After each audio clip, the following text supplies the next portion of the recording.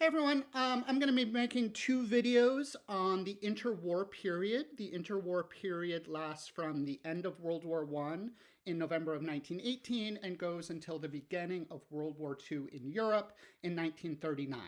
And in the first video, this video, I'm going to be focusing on how and why did the Nazis come to power in 1933. And then in the next video, I'll talk a little bit about, well, what did the Nazis do once they came to power? Okay, so the big question for this video is how and why did the Nazis come to power in 1933? And in order to begin to answer that question, we need to go back to World War I and the Versailles Treaty. And World War I and the Versailles Treaty really decimated Germany politically, economically, and psychologically. And before I hit on each of those three, the economics, the psychological, and the political, I did want to comment on one of the great tragedies of modern history, which is that when Woodrow Wilson went to France to negotiate the peace treaty, he said that World War I was a war to end all wars, right? That World War I was so horrific and so devastating that humanity would never again want to fight a war. And in fact, the job of the Paris peace talks was to make sure that World War I was a war to end all wars. But instead of being the war to end all wars, in fact, the Versailles Treaty created the conditions that allowed for the rise of the Nazis and therefore allowed for the beginnings of World War II. Okay, so how did World War I and the Versailles Treaty devastate Germany economically? Well, if we go to the end of All Quiet, we really see it, right? That Paul says at the end of All Quiet, Germany doesn't lose the war because the other side has better soldiers or better military leaders, that Germany really loses the war because of the collapse of the German economy, right? That Germany is no longer able to create ammunition, to create tanks, to feed its soldiers. And that's really the reason that Germany lost World War I. And the Versailles Treaty compounds Germany's economic problems, right? One of the key clauses in the Versailles Treaty is that Germany needs to pay reparations for the war. So in other words, instead of being able to invest its limited resources into its own economy, Germany has to be paying France money. And so both the war and then the Treaty of Versailles really devastate Germany's economy. And one of the key details is that Germany experiences something called hyperinflation in the early 1920s. Okay, what is hyperinflation? Well, in order to define hyperinflation, we first have to define inflation. So what is inflation? Inflation is when the price of goods across the economy goes up and the purchasing power of the currency goes down. Okay, I'm going to say that one more time. In a period of inflation, the price of goods across the economy goes up and the purchasing power of the currency goes down. Okay, so for example, when I go to the supermarket, I can spend $6 to buy a box of Cliff Bars. And so if I go to the supermarket with this piece of paper, with this piece of currency, I can exchange this piece of currency for 3 of these boxes and still have some money left over for like Altoids or something. But during an inflationary period, instead of costing $6, let's say this now costs $10, okay? So now when I go to the store with my $20 bill, instead of being able to exchange this piece of currency for 3 boxes, now I can only buy 2 boxes. And that is inflation. The price has gone up and the value of the currency has gone down. And Germany in the early 1920s, because of World War I and the reparations it needed to pay from the Versailles Treaty, experienced something called hyperinflation, which is essentially just, inflation on performance-enhancing drugs. And the value of the German currency in the early 1920s was basically worthless, right? There are famous stories of people taking wheelbarrows full of money and not being able to exchange that for a loaf of bread, right? So if you were a middle-class German and you were, you had done what you were supposed to do, you had savings, you had a retirement account, all of a sudden that savings is worthless, right? You have that savings has no value, okay? So World War I and the Versailles Treaty really decimated Germany's economy. And one of the other really sad things is that the German economy actually does recover in the mid to late 1920s. There is a period of relative economic prosperity in Germany, but then the Great Depression hits in 1929. So just as Germany is coming out of this terrible economic period created by World War I and the Versailles Treaty, it then goes immediately into another period of economic decline because of the Great Depression. Okay, so World War I and the Versailles Treaty decimate Germany's economy. World War I and the Versailles Treaty also decimate Germany psychologically. And again, we see this in All Quiet, that the war creates a lost generation, and that even if you survived the war, the traumas that you experienced, the traumas that you witnessed really created this lost generation. And this lost generation said, what was all that suffering for? What did it mean? And it was really hard to answer that question of like, what did the war mean? And then, in addition, the Versailles Treaty was really designed to humiliate Germany, right? So France in particular forced Germany to sign the war guilt clause, which said that the war was all Germany's fault. And there was no reason for the war guilt clause other than to humiliate Germany. And then lastly, one of the sources of German pride had always been the military, right? As an institution, it represented German strength and German pride.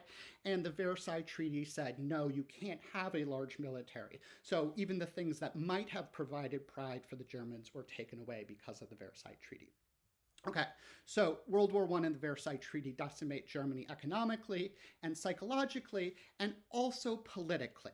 So during the war, and between the Franco-Prussian War and the end of World War I, Germany was an empire, right? It was an authoritarian system run by an emperor. But as it becomes very clear that Germany is going to lose World War I, one of the things that the Allies insist on is that the emperor needs to step down. The emperor needs to abdicate. And they basically say, we're not even going to sign an armistice until the emperor abdicates. And so the emperor does. On November 9th, 2 days before the armistice is signed, the emperor steps down and goes to the Netherlands, where he lives the rest of his life. And so after the war, the empire is replaced with a liberal democracy. And that liberal democracy is called the Weimar Republic. And it's called the Weimar Republic because the Constitution was written in the German city of Weimar. So after the war, Germany becomes liberal.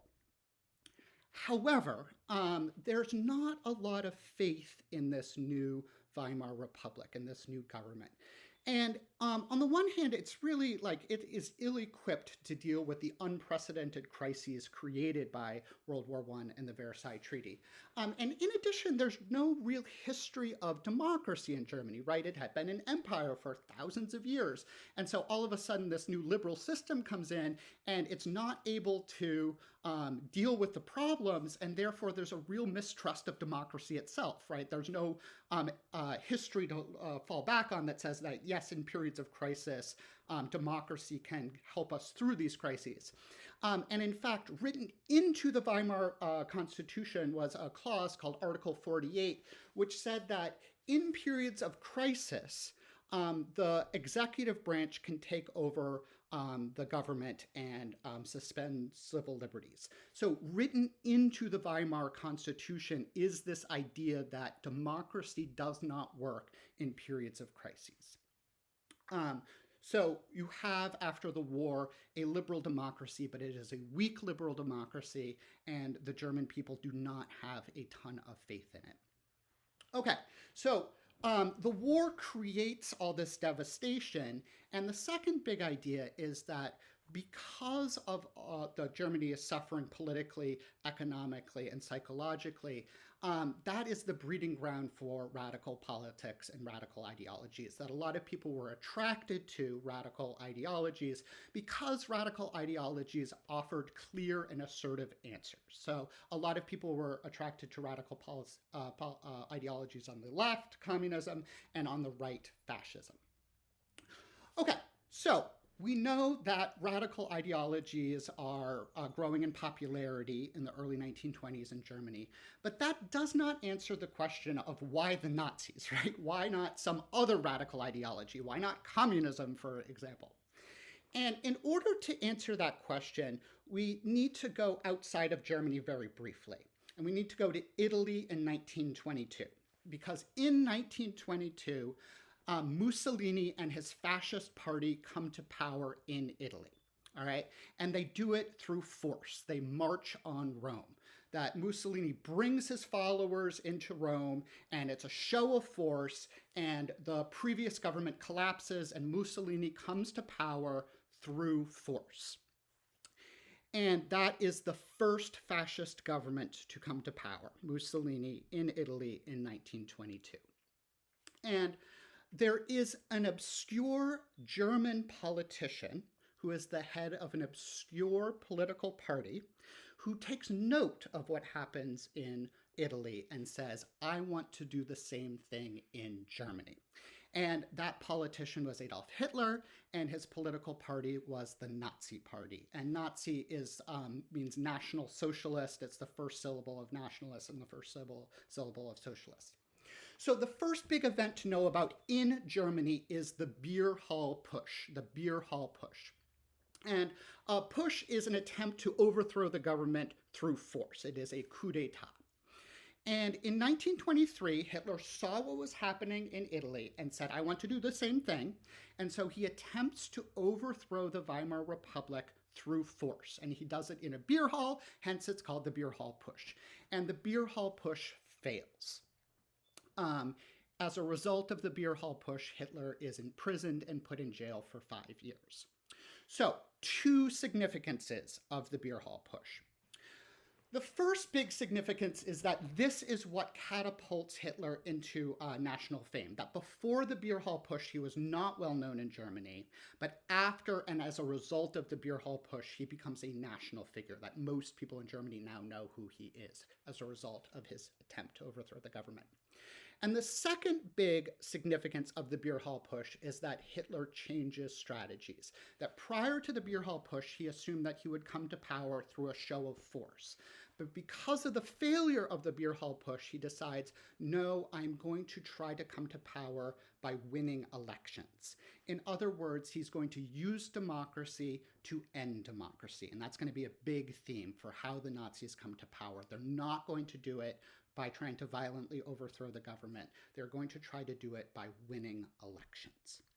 Okay, so the Beer Hall Push is the first big event in Germany to know about. The second big event to know about is that while he is in prison, Hitler writes an autobiography, and the autobiography is called Mein Kampf, which means my struggle. Until very recently, it was illegal to buy and sell Mein Kampf in Germany. Recently, the copywriting laws have meant that you can now buy Mein Kampf in Germany. And I have not read this book. I have no desire to read this book. People who have read the book make clear that it is incoherent and just ranting on about all sorts of things. But I did want to highlight that there are 5 themes in Mein Kampf that are very clear. And the first big theme is anti-Semitism, that Hitler makes clear in his autobiography that anti-Semitism is not tangential to his ideology, it is central to his ideology, right? So the anti-Semitism was not hidden, it was not below the surface, that in this book he makes very, very clear that anti-Semitism is central to his ideology. A second big idea in Mein Kampf is anti-communism. Many people in Germany were afraid that the Communist Party would take over Germany as it had in the Soviet Union. There was, in fact, an attempted communist revolution in Germany in 1919. It was called the Spartacus Uprising. So the fear of communism was not kind of theoretical, that the fear of communism was real. And Hitler really positioned himself as a shield against communism. So if you are scared of communism taking root in Germany, vote for me and vote for my party. A third dominant theme in Mein Kampf is anger and resentment against the Versailles Treaty, that Hitler really promises that if I come to power, I'm going to do away with the Versailles Treaty. And so anger and resentment at the Versailles Treaty is a third major theme in the book. A fourth major theme in the book is that in his ideology, in his fascist ideology, the individual is subservient to the state. And this is a really important idea in fascism, that the individual is subservient to the state.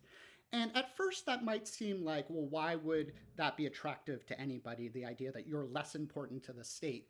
But in fact, to the lost generation, this was an enormously appealing idea, because what Hitler promised is that you have a purpose, you have a meaning. Your purpose and meaning is to serve the state, right? And so for a generation of people who had become lost and had really believed that there was no purpose or meaning anymore, to hear an ideology and hear a politician say, yes, you have a purpose, and that purpose is to serve the state, was appealing to many in Germany. All right, the last key idea, the fifth key idea in Mein Kampf, is something called Lebensraum. And Lebensraum means living space. And this is a supremely racist idea that the superior races need space. And he identified that space as being in the East. So in this book, he is saying that the superior races need space. That space is in the East, and the people who are currently living in that space might need to be violently displaced, right? So we already see the origins of World War II in Mein Kampf, because he's saying, if I come to power, I am going to take over this space in the East and violently displace the people who are already living there. All right, so the beer hall push is one key idea, and the autobiography is the second key idea. The third event, really more of a series of events, is that in the late 1920s and early 1930s, the Nazi Party begins to become a big force in elections.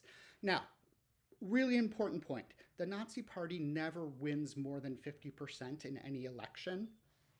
But it does become one of the biggest and therefore one of several important political parties in the late 1920s and early 1930s. Okay, who is voting for the Nazis and why? Well, we've already gone over why many people voted for the Nazi Party. They promised to end the Versailles Treaty. They promised to be a shield against communism. They promised a restoration of the German military and the German economy. And for all of those reasons, the Nazi Party was popular not with the fringes of German society, but most often with middle-class Germans. Okay, so the next key event is in 1933. So in 1933, the Nazi Party, again, it's not the most popular political party, but it's one of the most important and influential political parties. And in 1933, several conservative leaders come together and ask the president of Germany, who is a man named Hindenburg. Hindenburg was a World War I hero, World War I general. And they ask Hindenburg to appoint Hitler to a position called the Chancellor. And I don't want to get too far into the details of how the Weimar Republic was structured, but to really make it easy, the president was the most powerful position and the chancellor was the second most powerful position. And according to the Constitution, the president could appoint the chancellor.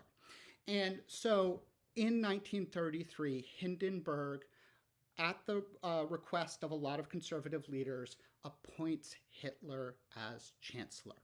And I just, again, want to emphasize that this was legal and constitutional, that Hitler got to this position of power not by force, not by overthrowing the government, but through legal and constitutional means.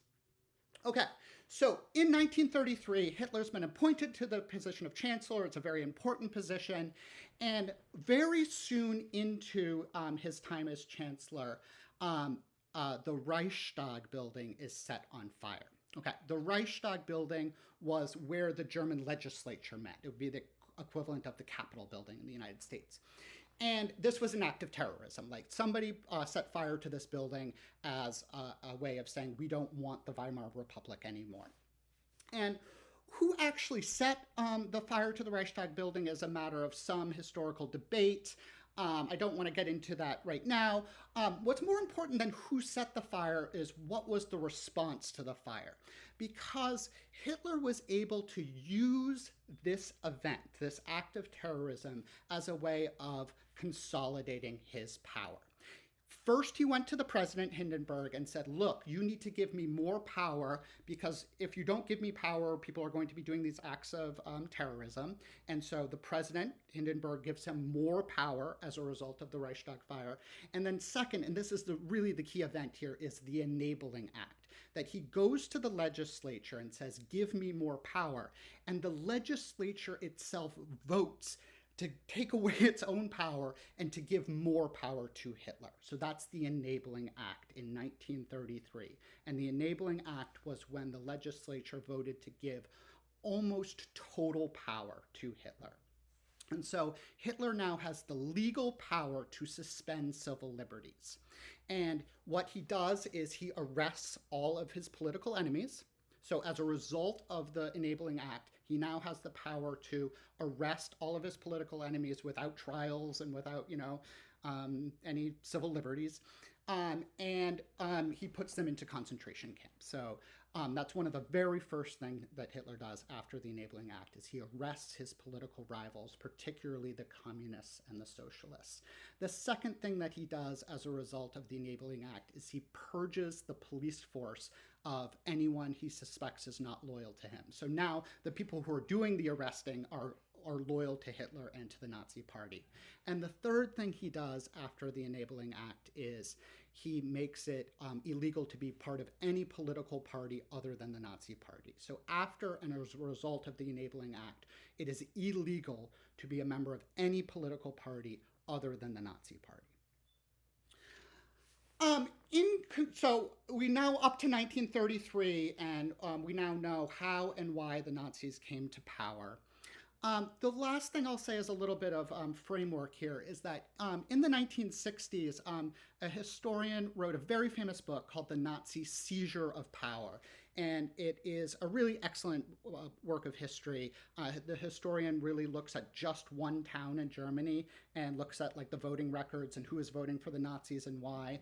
But that term you'll often hear is the Nazi seizure of power. But that verb seizure, again, it implies that the Nazis came to power with force and suddenly. And in fact, the Nazis came to power legally and constitutionally. All right, so we're going to pause there in 1933, and in the next video, we will talk more about what did the Nazis do once they came to power. All right, bye.